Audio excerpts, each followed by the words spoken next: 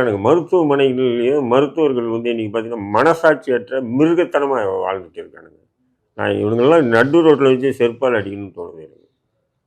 குறைஞ்சபட்ச மனிதாபிமானமே இல்லை. ஒரு காலம் இருந்து மருத்துவமெல்லாம் புனிதம் கிணிதம் இன்னைக்கு புனிதம் இல்லை, பொருளாதாரம் தான் இன்னைக்கு கோடி கணக்கு. அப்போ இன்னைக்கு திமுக எம்எல்ஏ மருத்துவமனை வேற ஒன்றும் இல்லை, இழுத்து மூடு. அதுவே வேறொருத்தருடைய மருத்துவமனையா இருந்தா இந்நேரத்துக்கு நடவடிக்கை எடுத்திருப்பாங்கன்னு நினைக்கிறேன். என்ன பண்ணியிருக்கோம்?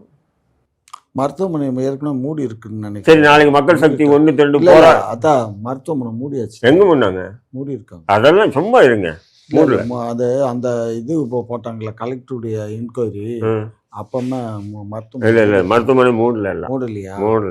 அப்படி சட்டசபையில பாத்தீங்க அப்படின்னா, அதாவது எடப்பாடி அவர்கள் டிவிகேக்கு ஒரு வாய்ஸ் கொடுத்திருக்காரு. இந்த மாதிரி டிவிகேக்கு சப்போர்ட் பண்ணி சில விஷயங்கள்ல பேசியிருக்காரு. ஸோ இந்த மாதிரி மாறி இருக்க